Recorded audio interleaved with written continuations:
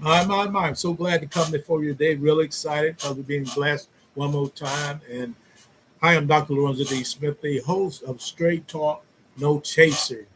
And the title of today's show is Why Great Leaders Don't Tolerate Even Obvious Toxicity. So, what we want to do is try to focus on some of the issues that's in our community that we must address and do the right thing so we can be successful. Our website is WVSW Radio, the internet station, 23.wic.com. You can join me as a guest if you just go to www.riverside.com, or the link that we have put in place is riverside.com/studio/WVSW radio internet. You can share your opinions, stories, and examples live with me and the world on Facebook.com, Big O Live, TikTok Live at Dr. L. D'Alberto Smith. Also, our second Facebook channel in operation is Zeta Phi Sigma Greenbow Super Live at WVSW Internet Radio.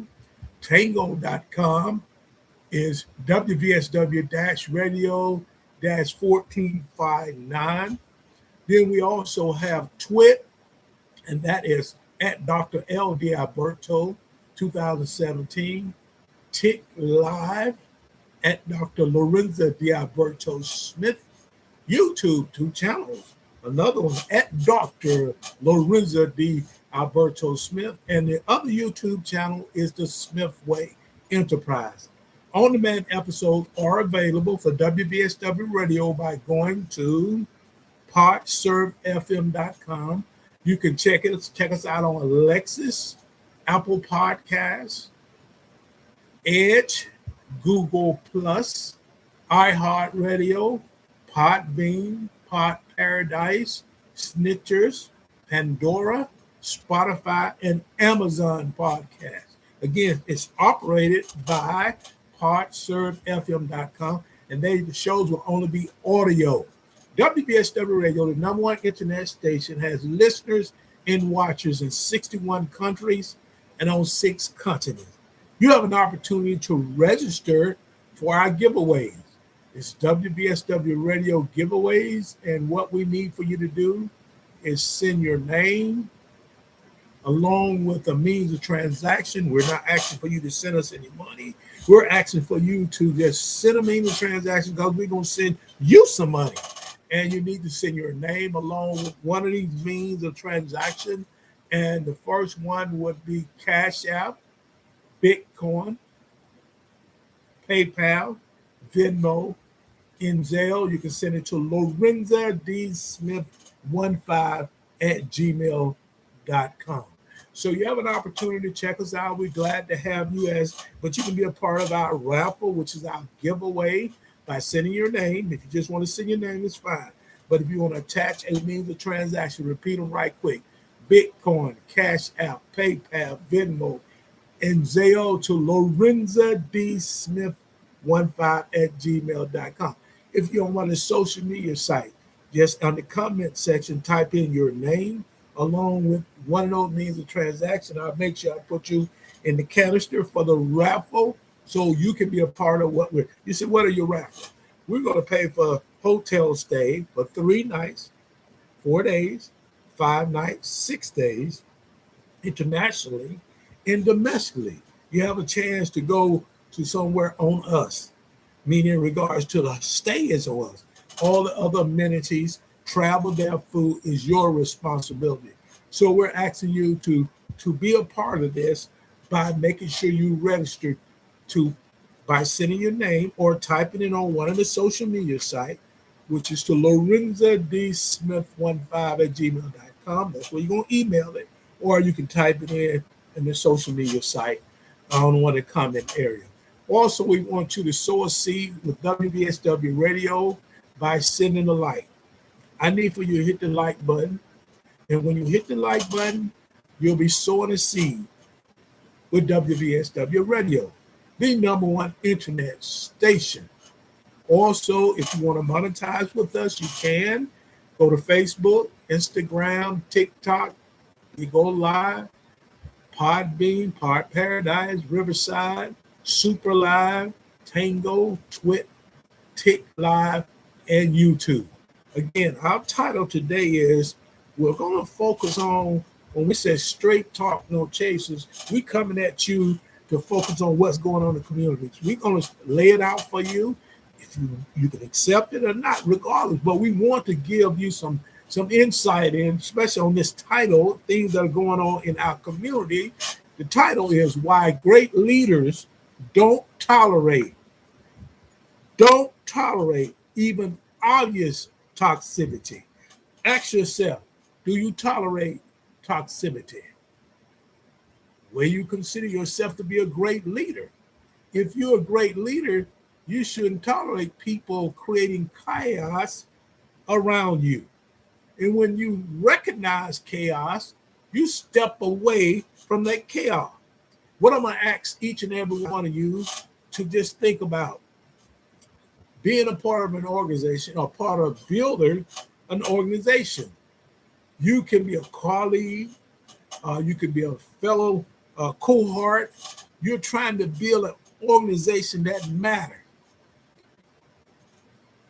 I want to thank each and every one of you for being here, because today I want to talk to you about something deceptively simple, something every leader claims to understand, yet many fails to act on. Why great leaders do not tolerate even obvious toxicity. No kind. Great leaders just don't tolerate that. We want to see toxicity because you have to understand that it is not a bad attitude. It is not chaos. It's not just conflict. It's not just someone having a rough week. Toxicity is a behavior that erodes trust, safety, and performance. Toxicity is your behavior. It's not an attitude you have for the day. It's a behavior that you have practiced coming in a negative way to create problems or create chaos. It erodes the trust you have among each other in your organization. It creates an unsafe, insecure environment. Your performance will fall short. That's why the title is so important for us to think about. Why great leaders do not tolerate even obvious toxicity. A toxic environment will not operate where there's a great leader. Most of the time, they operate on the outside. They try to catch the people part of the organization outside. That's just like they say, when you go to a meeting, there's always going to be a meeting after the meeting. And the meeting after the meeting is when individuals can come and grab a group of individuals, creating a toxic environment by criticizing what exactly you would experience. So toxicity is your behavior. See, when leaders tolerate toxicity, whether it's briefly or a long period of time, they send a message that any mission statement ever could. They send a message that we're going to allow chaos in our organization. We may not agree with all the leaders in some form or fashion, but they don't tolerate toxicity. They remove those people. They make it where those people want to lead and not be part of the organization. You cannot be successful in an organization unless everyone buys in. All it takes is one. They said to destroy something, destroy a group, destroy a house, or you have to have it divided because someone in there bringing toxicity to it. It ain't just them having an attitude. It's their behavior. They come as agents of chaos. Have you been around people like that? They are agents of chaos. They're always creating problems. But when you talk about a great leader, see, a great leader will address that. A great leader will move people away from the organization. Some people say, why are they getting rid of those people? They may have said they weren't going to, but you have to remove toxicity and chaos from your organization. I want to walk through why great leaders act decisively. And I want you to kind of think about their decision process is decisively. They're going to make a decision to remove toxicity from the group. See, what happened when they don't do it, that's when the problem comes on. You cannot build a culture when you got toxicity. All you're going to do is try to survive. And most of the time, you as the leader won't be able to survive. I'm telling you, you won't be able to make it when you have toxic. I go back to one story I encountered. I got a couple. I came into a setting, offered a head position. I was in the athletics. I was coaching, head football coach. And as I noticed, there was people who had been in the program, meaning not only players, but the adults there was doing everything to create problems. For example, you know, in the summer is a time for working out, especially if you get hired in May. So you got to get your players in there. The coaches know that to come in. But because the coaches wanted the job, they were agents of chaos. They had toxicity, and they was trying to create a problem. As a matter of fact, they was going around telling the boys, you don't have to go up there. So they're undermining your action. So when I find out those people was doing that, I had to address them. And I told them, I don't need you anymore. So we're going to go up and do this paperwork to remove you from this supplement. You may have to be on this supplement for the rest of the year, but you won't be on anymore. I don't want you around because you bring in chaos, the agents of chaos. So we have to ask ourselves, what does toxicity mean in a relationship, in an organization, on a job? What does it mean? Because on a job, which is your workplace, you must have a relationship with your co-workers. In your organization, you have to have a relationship with those persons in the organization. You have to have a relationship with individuals that you call your friend. You have to have a relationship with your family. You have to have a romantic relationship which you have with someone. But you must have a relationship that lacks toxicity. See, toxicity in a relationship refers to patterns of behavior. That's why you have to look out, look around when people is circling you. They come around, want to tell you everything that's going on, but they never tell you the things they're doing. They want to tell on all the other individuals. They are agents of chaos. So when toxicity in a relationship is seen as a pattern of behavior that harms emotional well-being. I hear a lot of time when you talk about romantic relationship, individuals that the relationship, they are no longer in the first. He was not or she was not romantic enough to deal with emotional connection. Because they bring toxicity.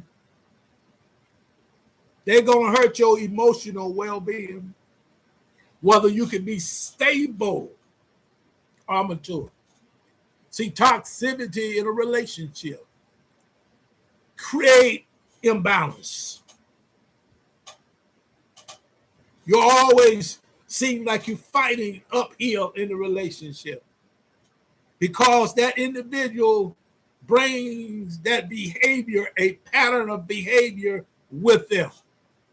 And you know what? It drains your energy because you keep working harder and harder and harder. And that's one of the things when I accepted that job as a head coach, I realized I would be working harder and harder, but I had to remove chaos or toxicity.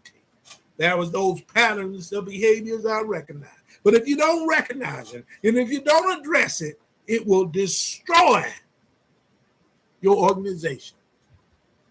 It'll destroy your relationships. What it creates is unhealthy and damaging relationship. So when you look at the core characteristics of a toxic relationship, see, a toxic relationship is one in which communication and interactions are consistently unhealthy and conflict arise easily. Have you been in a relationship? You thought it was healthy, but it turned out to be toxic because communication and the interactions were lacking. It's unhealthy. It's filled with conflict. See, in these relationships, at least one partner or one person might minimize others' perspective. In a meeting, there's always someone that wants you to recognize and pat them on the back. No one else in the organization can say anything because they want to overshadow, because they're seeking all of the glory. See, when you're talking about in a relationship, one of the partners have a mindset of win-win. Win-win at any cost.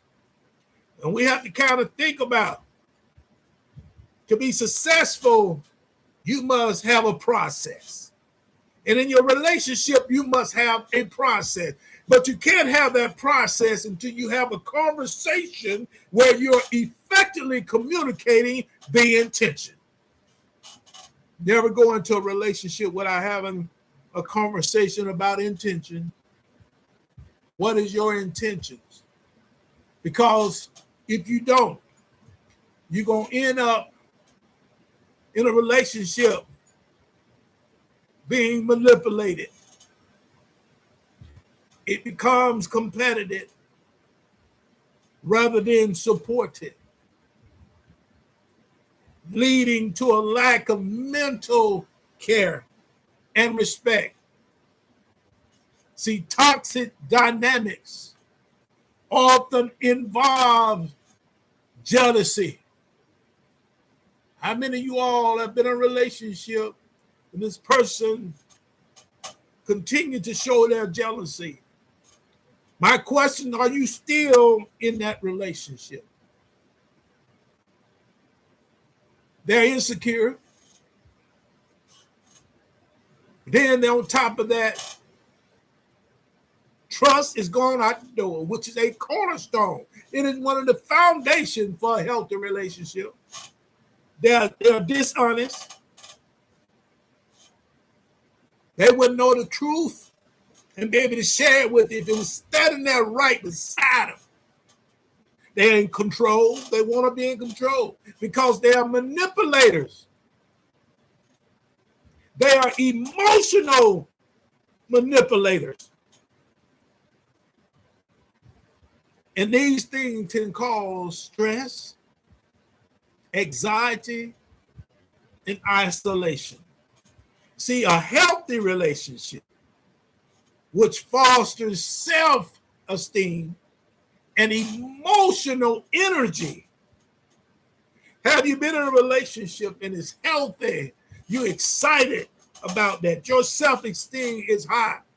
Then you have the energy to do things. You're excited, but you're in a toxic relationship. It just drains all your energy.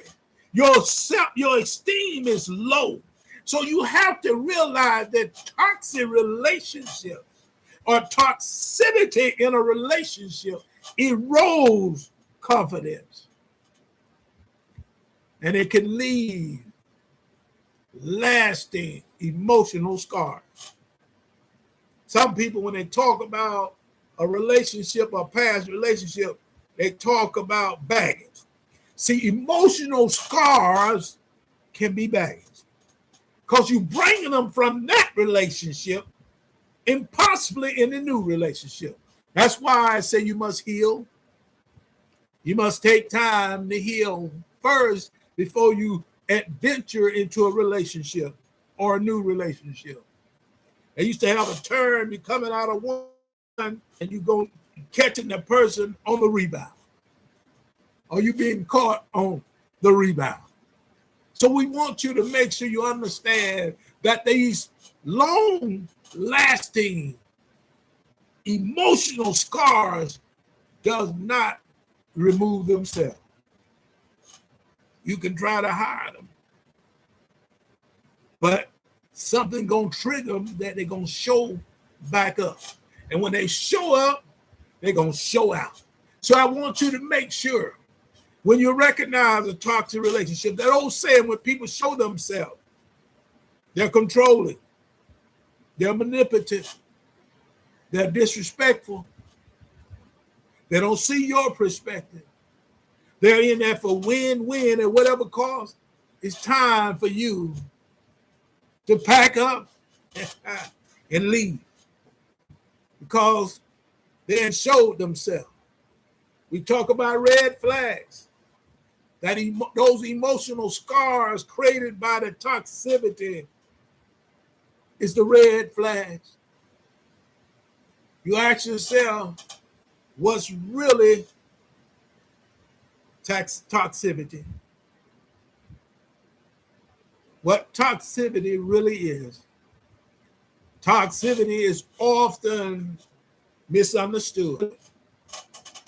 And I want you to think about it. Toxicity is often misunderstood. It's not always dramatic. It's not always loud. It's not always the person who yells in the meeting or send hostile email.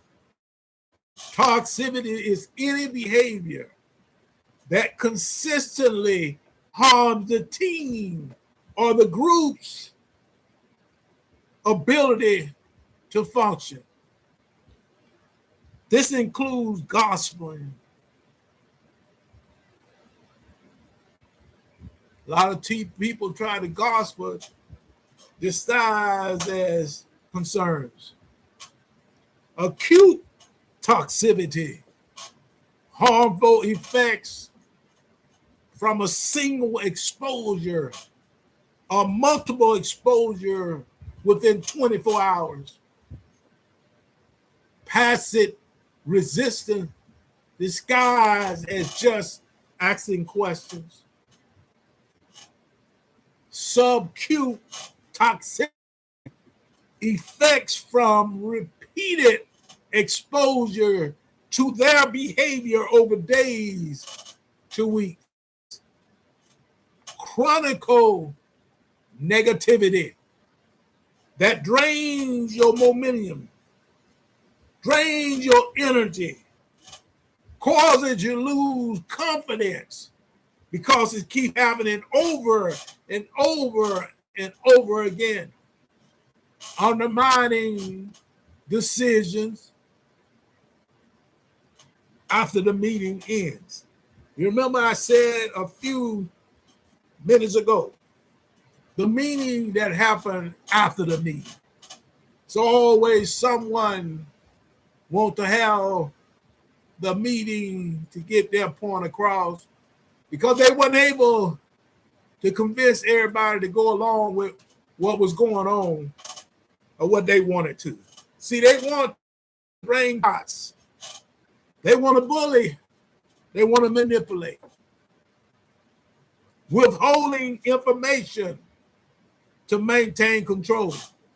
It is said, and everybody knows, a lie is not only physically telling you the lie, but omitting to tell you is a lie. Lie by omission. Some people say, I'm not a liar, but you're a liar by omission. When you leave something out that you know is important for effective communication, you're lying. Because what you want to control the situation. Have you experienced that?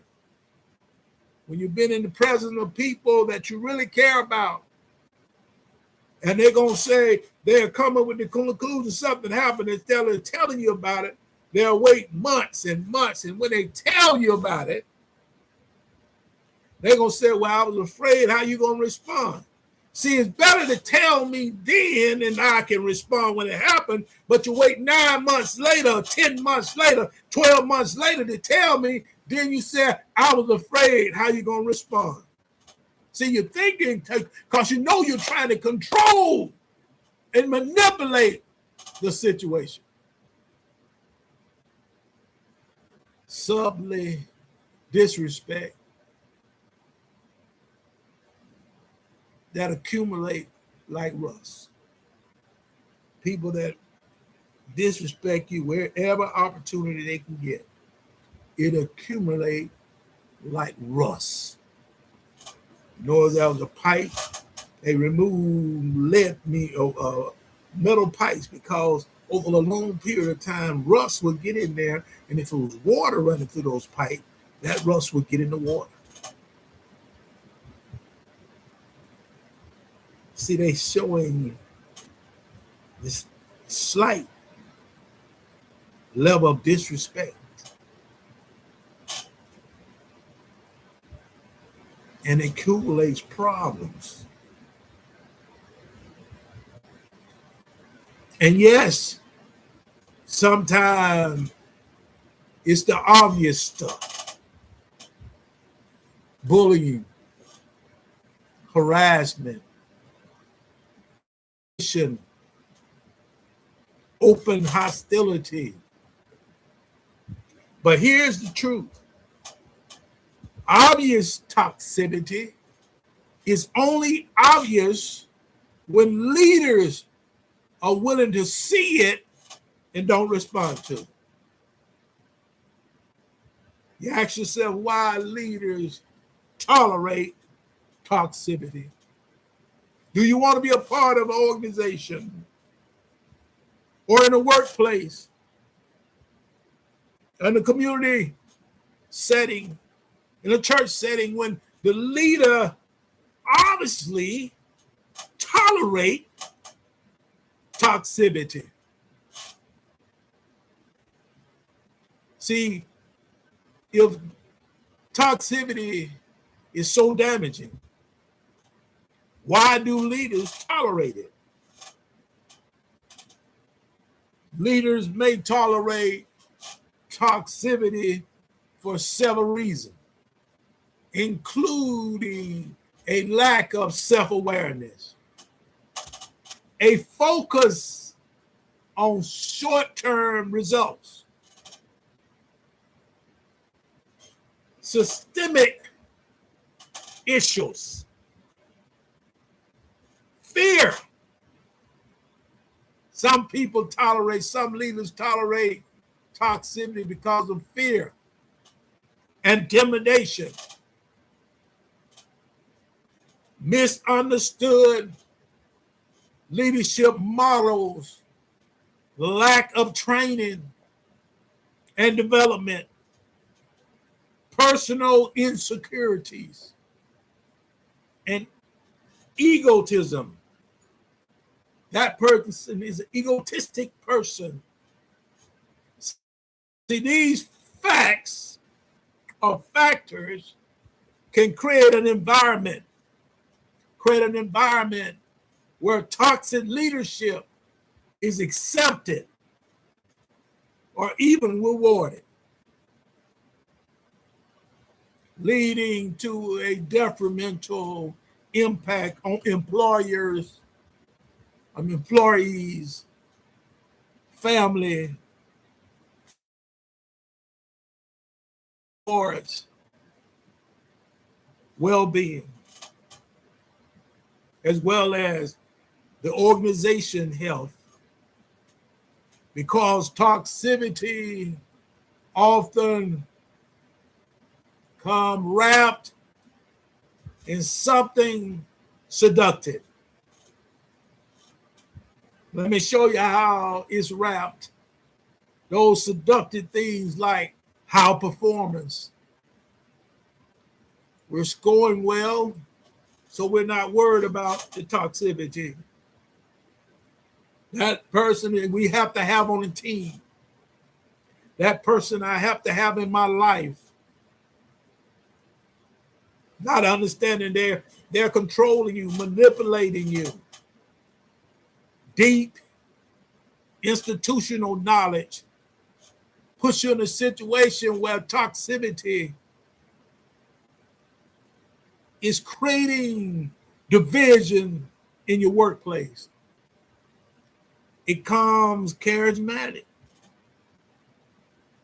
Some people are so charismatic, when they're speaking, they get people just so excited that they're not seeing that what's going on around them is detrimental to their even health.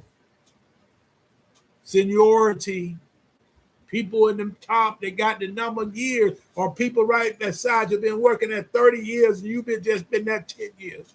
They create toxicity because of their seniority. A sense of indispensability. They think they can't be removed. So they keep on creating problems. That's why I say a lot of individuals, because I retired in the area of education, a lot of people stay way beyond the time they should stay because they don't realize that it's time to go home because they think people need them. But it's time to go. Another one, the fear of losing someone getting things done.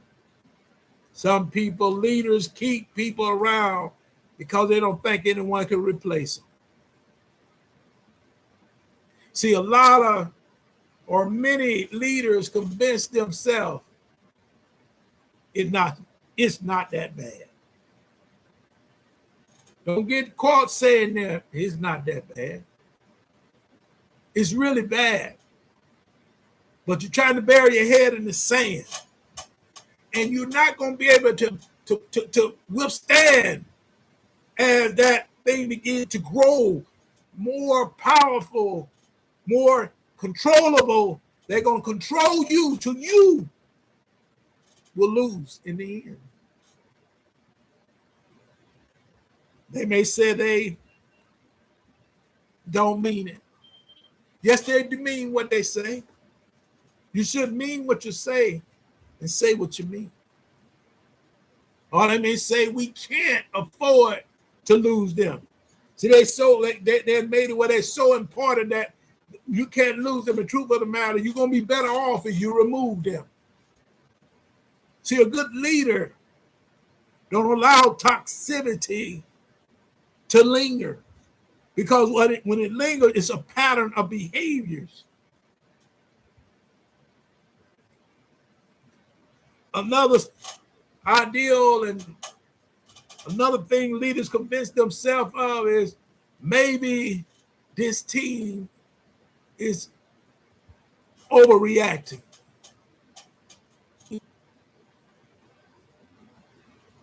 The team see the toxicity. You may not, because you think they're so important to keep around. Sometimes you need to leave, but why should you leave when you're the one bringing the chaos. When you are agent of chaos, you're not going to leave. You're going to stay there. Another thing many leaders convince themselves of is, let's give it more time. That's all the agent of chaos is looking for. A little bit more time, because I'm going to do more damage. I'm going to seek and I'm going to destroy. And I'm going to get that person out here, because you know what? I might have a chance to be the leader. I want to be the leader so bad that I create so much chaos. People start looking for me to be the one in charge, making the decision. So the leader is tolerating it. We have to remember, the longer you tolerate toxic behavior, the more expensive it becomes. See, you don't save the team by keeping a toxic high performer. You sacrifice the team to protect themselves. It's a cost. The cost of tolerating toxicity. And there's a real cost. And we need to talk about it. See, the real cost is sitting around believing that toxicity is not a personality issue. It's an economic one. Toxicity destroys psychological safety.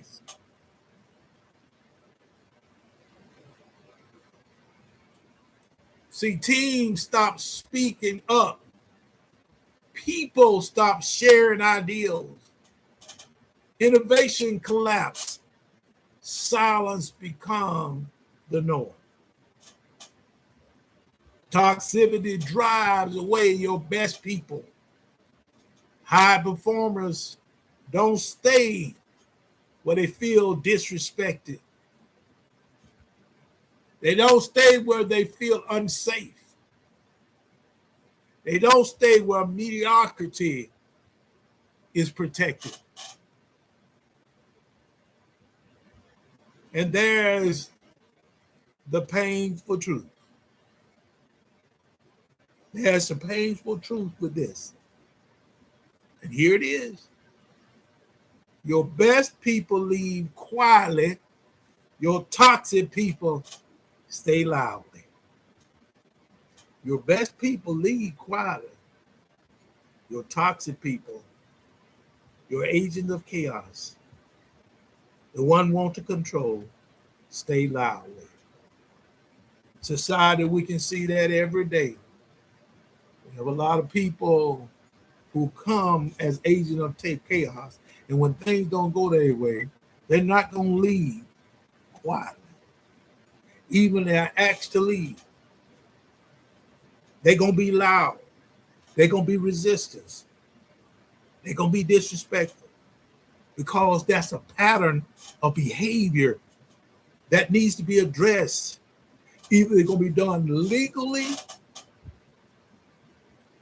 or it's going to be taken care of by someone, somewhere, sometime in their life. Toxicity spread faster than excellence. I want you to think about it. Toxicity spread faster than excellence. One person can lower the standards for everyone. I mean, the bar has been lowered because of this person complaining they can't meet it, so you lower it, and now you can't not reach excellence. See, one person can normalize disrespect, One person repeating this can normalize disrespect. If you tolerate toxicity as a leader, you are normalizing disrespect. One person can make it acceptable to behave badly. This is painful truth. Those people will leave,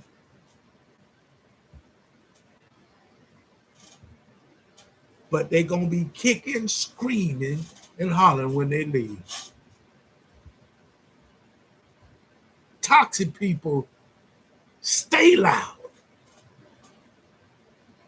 Your best people leave quietly because they don't want to deal with the toxicity.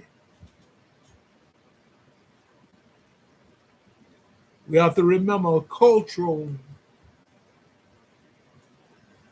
is not built by the majority. Culture is shaped by the behavior leaders' tolerance. Culture is not built by the or shaped by the behavior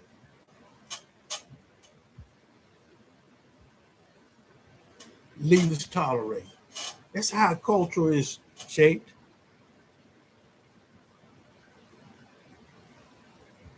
Because the leader tolerates it. For toxicity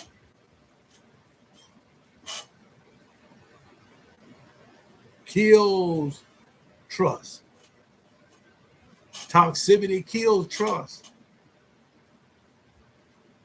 And once trust is gone, everything becomes harder. Harder to collaborate, harder to communicate, harder to make decisions, harder to move quickly, and harder to be in leadership. The fifth thing is toxicity drains energy.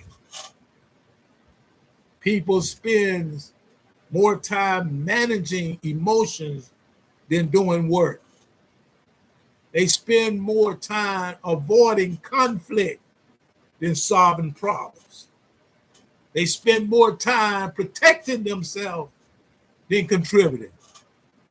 See, a toxic environment is not just unpleasant.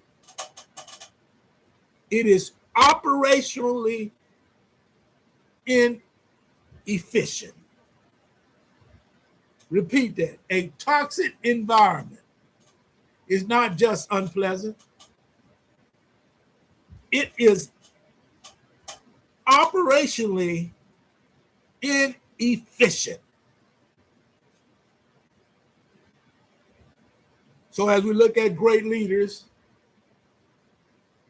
not tolerating even obvious toxicity, the great leaders have to understand certain things is essential. Those things is you cannot build a healthy culture on top of unhealthy behavior. Toxicity is a pattern of behavior, a pattern of unhealthy behavior. You cannot build a healthy culture on top of unhealthy behavior. See, great leaders understand this. See, they know culture is not what you say.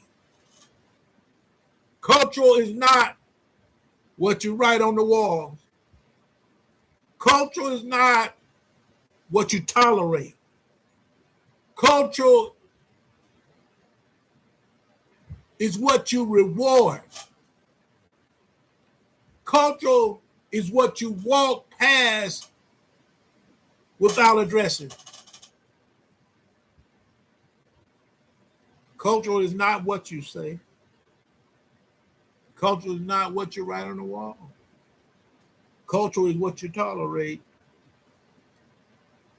Cultural is what you reward. Cultural is what you walk past without addressing. So great leaders refuse to walk past toxicity, chaos, because, see, they know every undressed toxic act become a precedent. Every precedent becomes a pattern. Every pattern becomes a culture. So they cannot walk past it. They have to address it.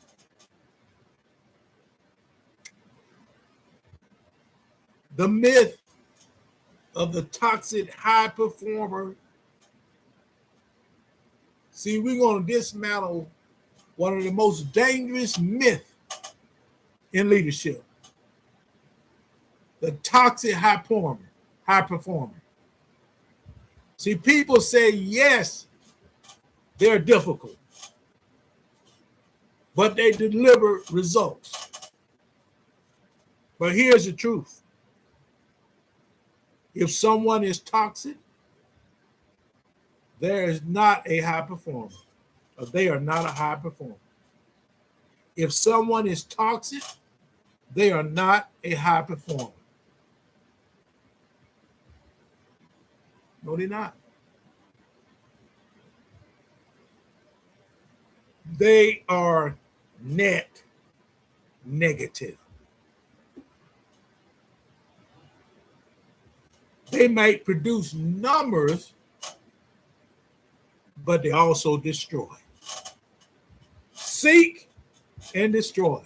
These are the things they can destroy, those toxic individuals, those people who come with chaos, which are agents. Toxicity in your workplace, toxicity in your home, toxicity in your relationship. These people destroy morale, collaboration,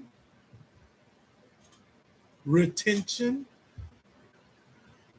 creativity, trust, and long-term performance. These are the things toxic people in your organization, in your family, in your workplace, in your relationship destroy. Morale is gone.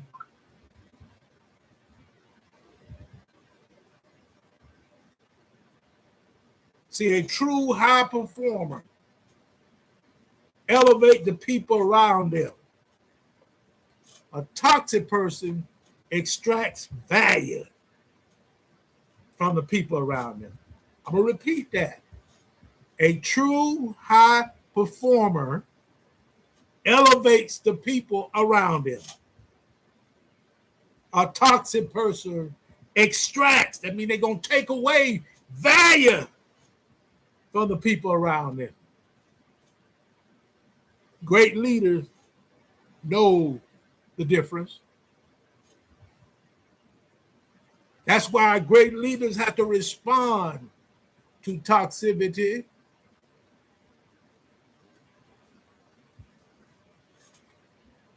Great leaders don't respond to toxicity with anger. They respond with clarity. And here's what they do. They address toxicity early, not after 6 months, not after a crisis, not after HR get involved. They do it early.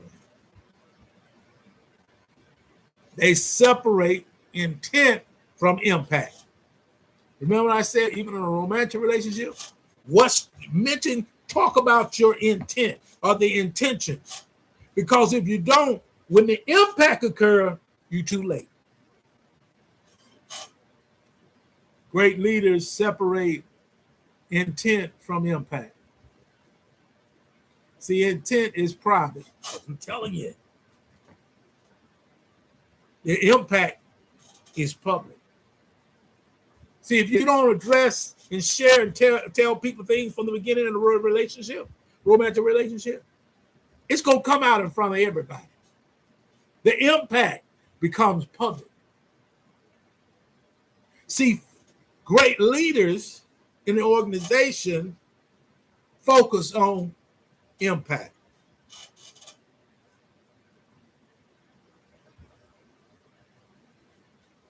They set explicit expectation. You know what you're going to do. You know what your goals are, and they are realistic goals. That's what great leaders do.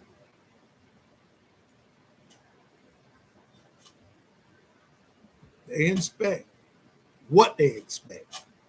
They inspect what they expect. They don't give vague hints. No vague hints. No passive comments. They give clear behavioral expectation. Clear behavior expectation. They document patterns.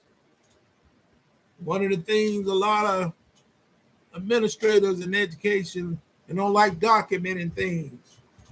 They see it and try to go off memory.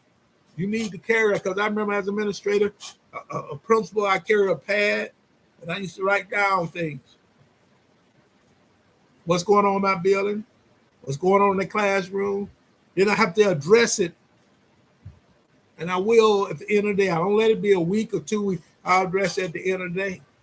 Have those individuals come in and talk with them. You document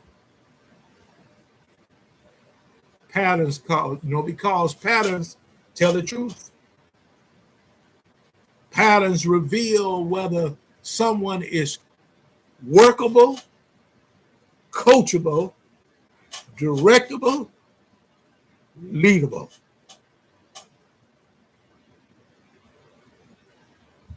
Great leaders, they coach, but not forever. Coaching is not an endless loop. Coaching has a timeline. Coaching has a purpose. Coaching has boundaries. While a lot of people say there, we can't say it 100%, but majority, which is 51%, most leaders and administrators, that especially in the area of education, are coaches, former coaches, because they had to inspect what they expect. See, everybody should do that, but a lot of us won't do that.